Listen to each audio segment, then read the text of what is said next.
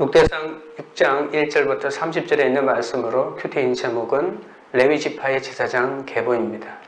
레위는 자신의 누이인 디나가 겁탈당하자 세겜 사람들을 잔인하게 학살하고 야곱으로부터 그 자손이 이스라엘 중에서 나뉘고 흩어지리라는 저주를 받았습니다. 그러나 레위 자손은 후에 하나님 편에 서서 금송아지를 숭배한 형제와 이웃을 쳐서 끊어내므로 제사장 지파가 되었습니다. 제사장 중에는 다른 불로 분향하다가 죽임당한 나답과 아비후가 있지만 대부분은 묵묵히 자기 직분을 감당하며 자녀들을 잘 양육하여 제사장 계보를 이어갔습니다. 그리고 자기 직분에 불만을 품어 모세와 아론을 반역한 고라와 특권의식으로 자기 이익을 쫓아 뇌물을 받아 판결을 굽게 한 사무엘의 두 아들도 있지만 레위의 다른 자손은 각자의 역할과 직분에 따라 성전에서 섬기며 제사장을 도왔습니다. 이처럼 레위 자손은 하나님 섬기는 일에 책임을 다함으로 하나님과 온 백성을 서로 연합하게 하는 사명을 감당했습니다. 첫째로 제사장 가문의 시작입니다. 1절, 2절입니다. 레위 아들들은 게르손과 그핫과 머라리요, 그핫의 아들들은 아므람과 이스할과 헤브론과 우시엘이요, 아므람의 자녀는 아론과 모세와 미리암이요, 아론의 자녀는 나답과 아비후와 엘로아살과 이다말이며. 먼저 레위의 3명의 아들이 소개됩니다. 그런데 첫째 아들 게르손은 다른 곳에서는 게르솜으로 나옵니다. 여기에서만 게르손으로 나옵니다. 그 정확한 이유는 알 수가 없지만 오늘 본문에서는 게르손으로 언급합니다. 레위의 누이 디나가 하몰의 아들 세겜에게 강간을 당하자 형 시므온과 함께 세겜 족속을 잔인하게 학살하여 몰살시키죠. 이에 야곱은 유언해서 시므온과 레위는 온 땅에 흩어져 살게 될 것이라고 유언했고 이스라엘 중에서 나뉘고 흩어지는 저주를 받았습니다.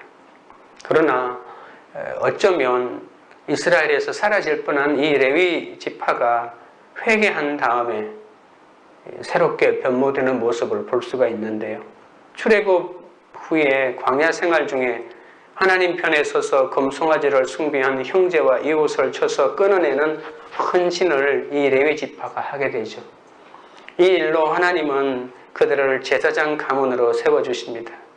그래서 내가 한번 혈통으로 제사장 가문에 있다고 해서 제사장 사명을 감당하는 것이 아니라 회개하고 주님께로 돌이킬 때 그 사명을 주어집니다. 그래서 하나님과 백성 사이를 중보하고 그리고 또한 백성과 백성 사이를 연합하게 하는 영원한 제사장 지파가 되죠. 하나님과 이스라엘 백성들을 연결해주는 두 가지 직분이 있는데 하나님 편에 서서 이스라엘 백성과 하나님을 연결해주는 직분이 선지자고 그리고 하나님과 이스라엘 백성 사이에서 백성들 편에 서서 하나님과 중보해주는 역할을 하는 자가 바로 제사장이죠. 그래서 제사장이 하는 가장 첫 번째 역할은 회개라고 보실 수 있습니다. 회개하고. 왜냐하면 하나님 말씀대로 살지 못한 것을 회개할 때 하나님과 연합이 되고 하나가 되기 때문에 그렇죠. 레위 지파는 이 말 자체가 연합하다라고 하는 뜻입니다. 그러니까 그 이름대로 이스라엘의 중심에서 하나님을 섬기는 책임을 다하여 백성을 하나님과 연합하게 했던 것이죠. 또한 저주받아 흩어져 사는 곳에서도 하나님을 섬기는 일로 온 백성을 서로 연합하게 하는 역할을 했습니다. 실제로 레위 지파는 어떤 땅도 받지 못했습니다. 다만 전국으로 흩어져 있는 지파 가운데서 48개 성을 얻어서 그 성으로 48개로 나누어져서 살았던 것이죠.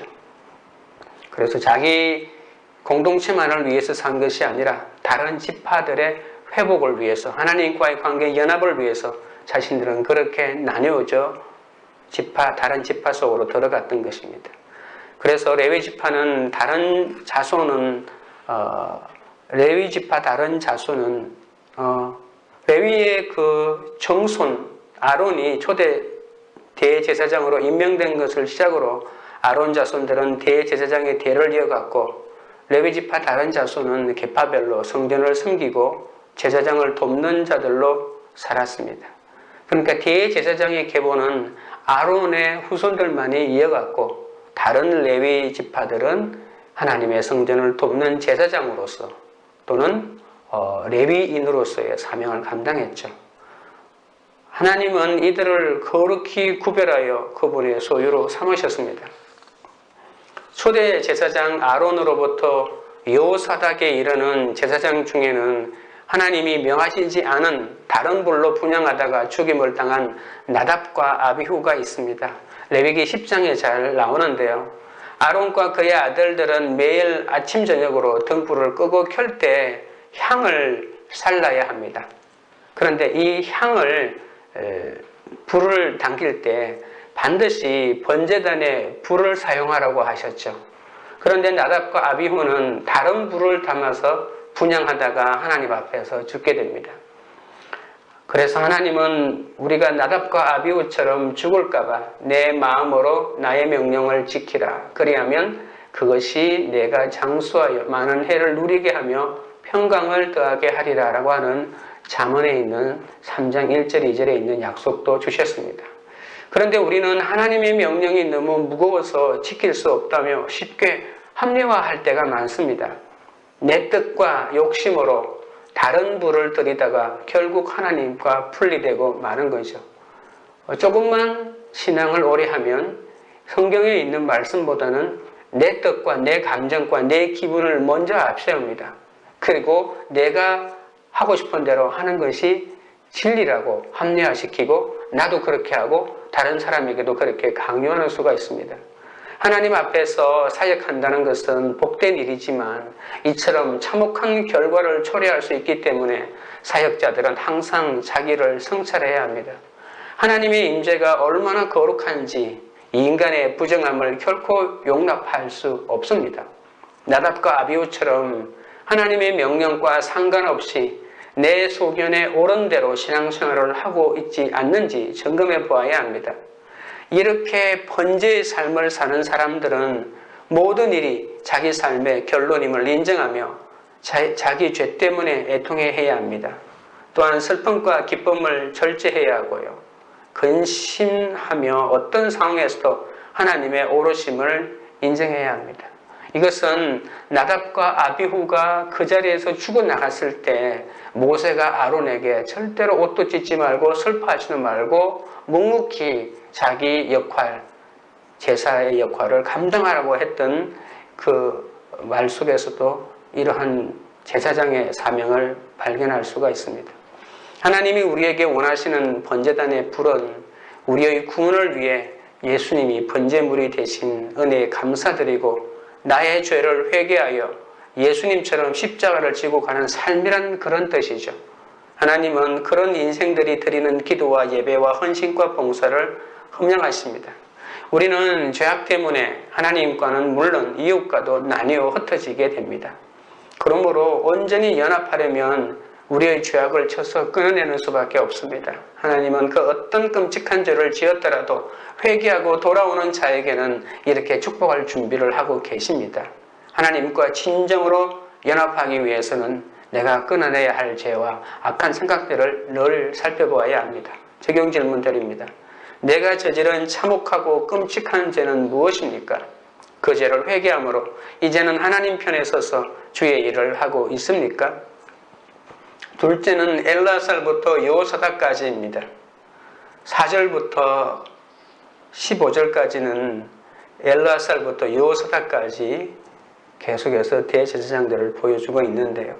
아론의 첫째와 둘째 아들인 나답과 아비후는 하나님의 명령을 거역하여 죽임당했다고 했죠.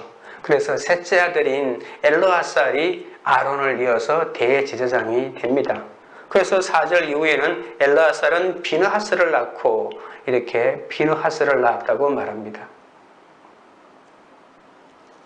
이스라엘이 광야 생활할 때 대제사장이었죠. 이 비느하스는요. 바벨론 왕 느부갓네살 시대의 대제사장이었던 여호사닥까지 20대에 걸친 계보를 보여주고 있습니다. 이 기간으로 따지면 무려 800년입니다.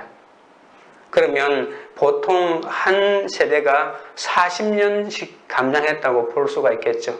그런데 우리가 보통 사회학적으로 한 세대는 길어봐야 25년에서 30년이잖아요. 그래서 40년씩 끄는 것은 여러분 사울이 통치한 것은 40년, 다윗도 40년, 솔로몬도 40년, 광야 생활도 40년. 이스라엘의 여러 가지 중요한 기간마다 40년을 되게 중시하기 때문에 이 40년씩 끊어지지 않았을까라고 하는 생각을 해보기도 합니다. 엘르아살의 아들인 비느하스는 이스라엘이 바알 부올에서 우상을 숭배할 때 여호와를 위해서 창을 들었던 사람들이죠.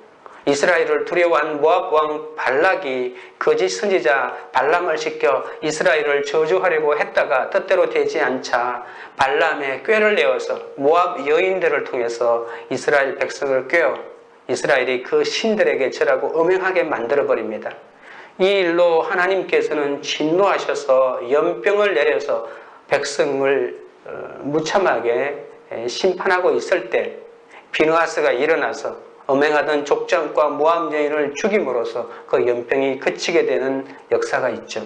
모압 여인과 음행한 이스라엘 남자를 죽여서 하나님의 진노에서부터 이스라엘을 구했던 사람이 바로 그때 대제사장 비느하스입니다.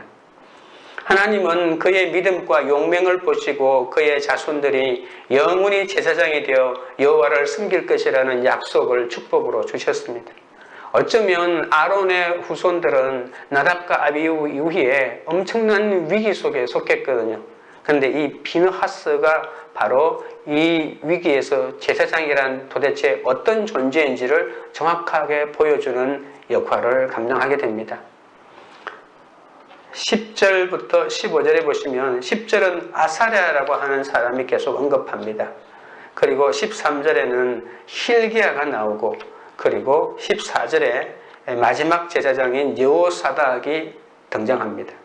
엘르아살의 11대 손인 아사랴가 솔로몬이 예루살렘에 지은 성전에서 제사장의 사명을 감당했고 그때 대제사장이었던 사독의 손자이고 그리고 아히마하스의 아들이었다고 밝히고 있습니다.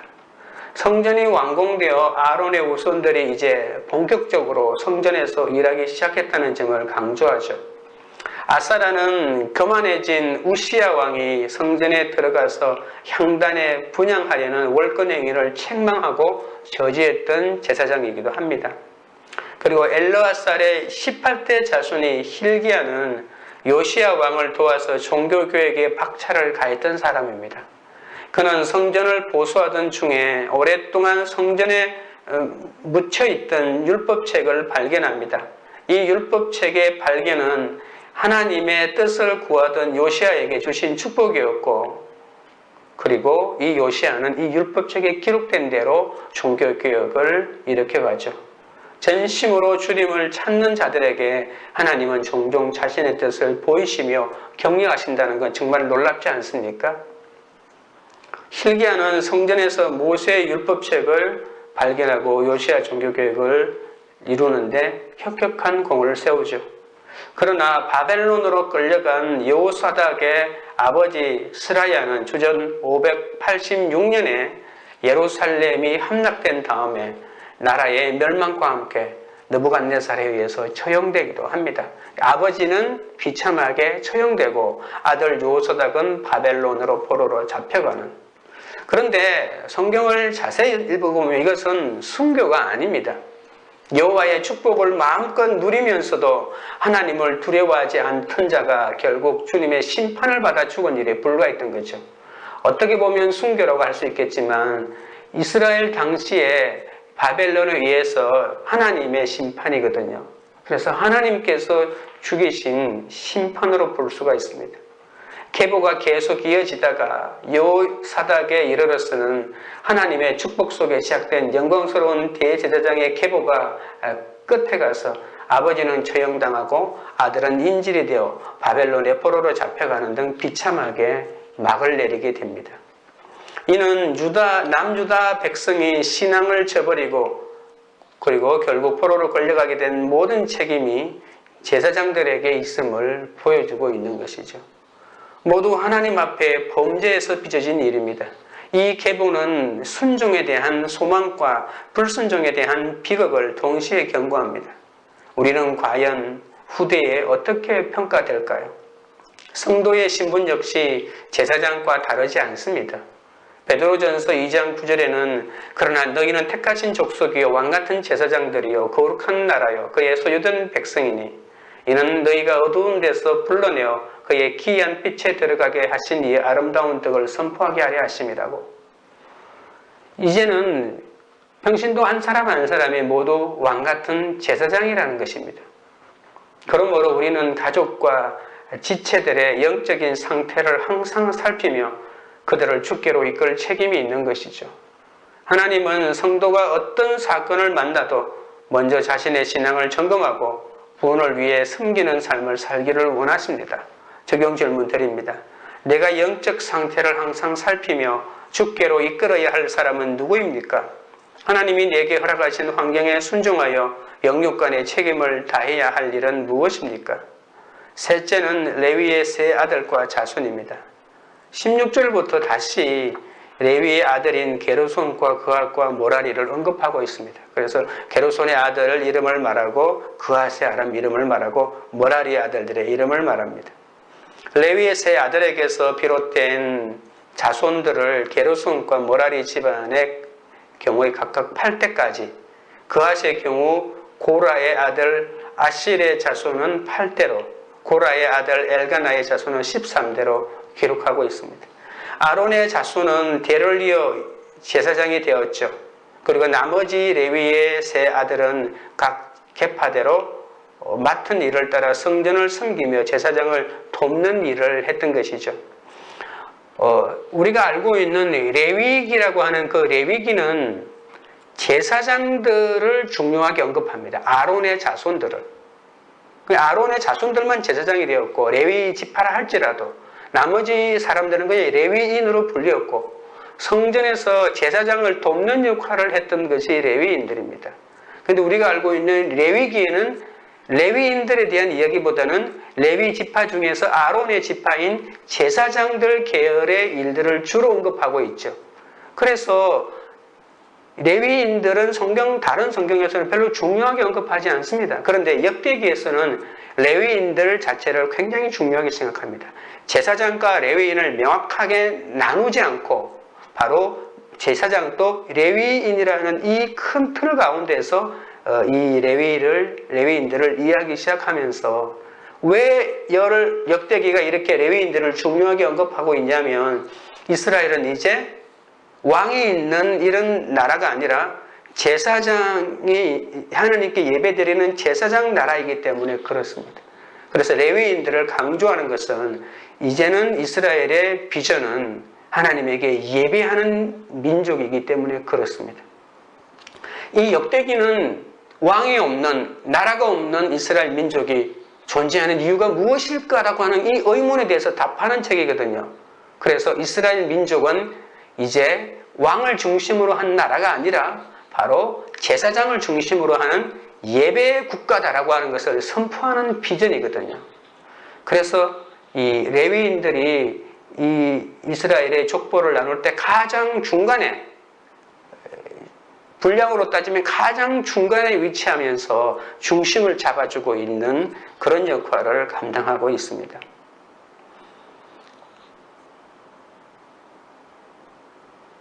하나님은 레위 자손을 택하여 그분의 소유로 삼으시고 거룩하게 구별하여 각기 다른 사명과 역할을 맡기셨죠.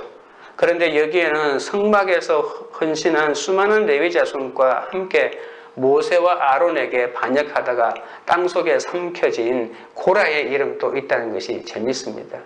22절에 보시면 그앗에게서 난 자는 곧 그 아들은 암미나답이요 그의 아들은 고라요 라고 해서 고라를 언급하죠. 고라는 자기에게 주어진 직분을 감사함으로 받지 못하고 불만으로 모세와 아론에게 반역했죠. 그래서 사촌 형제인 모세와 아론의 권위를 인정하지 않고 당을 지어 반역하다가 땅이 갈라져서 땅 밑으로 들어가 산채로 삼켜지고 맙니다. 그런데 고라의 아들 아실로 그 계보가 이어지는데 이는 아실이 고라의 반역에 가담하지 않아서 심판당하지 않았기 때문입니다. 아버지가 잘못했다고 해서 아들을 모두 심판하지 않습니다. 아무리 아버지가 잘못했다 할지라도 아버지의 그 행위에 가담하지 않은 아들은 여전히 하나님이 세워주셔서 제사장의 직분을 감당하게 만들거든요. 사무엘이 에브라임 지파에 속한 사람 엘가나의 아들이라고 말하잖아요. 그러면 사무엘은 에브라임 지파입니다. 그런데 오늘 본문에서 28절에 보시면 사무엘의 아들들도 이 레위 지파의 계열 속에 포함시킵니다. 참 특이하지 않나요? 사무엘서에 보면 분명히 에브라임 지파의 자손이라고 했거든요. 사무엘의 아들들은 요엘과 아비야죠. 이 사무엘은 에브라임 지파이면서도 제사장직을 수행했기 때문에 이 레위 지파에도 들어가 있는 것으로 이해를 해야 합니다. 직분을 이기적인 특권으로 여긴 사무엘의 아들들은 자신들의 직분을 특권으로 이용하여 이익을 쫓아 뇌물을 받고 판결을 굽게 만들었다고 사무엘상 8장이 말하고 있죠. 그러므로 우리는 하나님이 각자의 은사에 따라 역할과 직분을 맡기신 것에 감사하며 사명을 감당해야 합니다. 가족은 하나님이 구원을 위해 맺어주신 관계입니다. 따라서 아무리 가족이라 하더라도 그의 죄 앞에서는 단호해야 하고 아버지이기 때문에 어머니이기 때문에 자녀이기 때문에 죄가 있는데도 불구하고 무조건 그를 감싸는 것은 그리스도인의 태도가 아니고 하나님이 원하시는 바도 아닙니다. 내가 단호하게 그 죄에 대하여 대항하고 저항했을 때 다른 가족들도 회개하고 주님 앞에 돌아올 가능성이 있는 것이죠. 어떤 경우에도 우리는 하나님 편에 서야 합니다. 후손에게 물려줄 최고의 유산은 돈과 명예가 아니라 구별된 가치관으로 매 순간순간마다 거룩하고자 애쓰는 나의 믿음이라는 것을 명심해야 합니다. 적용 질문입니다. 후손에게 어떤 모습으로 기억되기를 원하십니까? 오늘 내가 구별된 가치관으로 거룩하게 살고자 구체적으로 적용해야 할 것은 무엇입니까? 기도드리겠습니다. 하나님 아버지, 머리부터 발끝까지 거룩이라고는 찾아볼 수 없는 저를 거룩한 백성으로 빚어가시려고 희생 제물이 되어주신 주님 감사합니다. 그런데도 저는 늘 다른 불을 품고 사는 어리석은 인생입니다. 하나님을 예배하는 성도의 특권을 받고 하나님의 말씀을 가르치고 선포하는 특권을 얻었음에도 세상 욕심에 사로잡혀 가족과 지체들의 구원을 등한시한 나의 유익과 내 편함을 추구한 것을 용서하여 주시옵소서. 하나님이 저의 은사에 따라 합당한 역할과 직분을 주셨는데 그것에 감사하지 않은 것도 용서하여 주옵소서. 남과 비교하며 불만을 품고 특권의식으로 사적인 유익을 탐한 것을 용서하여 주옵소서. 다음 세대에게 믿음의 본을 보이며 후손을 잘 양육해 사명대로 사는 삶을 계승할 수 있도록 붙잡아 주시옵소서. 이제는 육적 풍년에 목을 매지 않게 하시고 하나님이 내게 허락하신 환경에 순종하여 영육간의 책임을 다함으로 충성된 성도의 삶을 살아가게 하옵소서. 후손에게 물려질 최고의 유산은 세상과 구별된 가치관임을 기억하게 하시고 매 순간순간마다 거룩한 삶을 위하여 날마다 말씀으로 나를 쳐서 복종시키게 하여 주시옵소서. 하나님의 말씀을 듣기 싫어하고 그 마음에 하나님 두기를 거부하는 불신가족과 우리 민족의 죄악을 용서하여 주옵소서. 하나님이 구별하여 세우신 교회들이 하나님과 연합하게 하는 사명을 잘 감당하여 우리 가정과 일터와 이 도시들과 나라와 열방이 하나님의 진노 아래 놓이지 않도록 붙잡아 주시옵소서. 관계 우리들 교회가 혼자서는 거룩한 길을 갈 수 없기 때문에 혼자서는 거룩한 길을 갈 수 없기 때문에 허락하신 공동체에서 각자 모난 부분이 깎이고 서로의 상처를 사매며 갈 수 있게 하시니 감사합니다. 다른 지체를 탓하기 전에 내가 취한 포도주와 독주를 돌아보게 하시고 각자가 먼저 자기 죄를 고백하는 희생 제물이 되는 그런 공동체가 되도록 인도하여 주시옵소서. 예수님의 이름으로 기도드립니다. 아멘.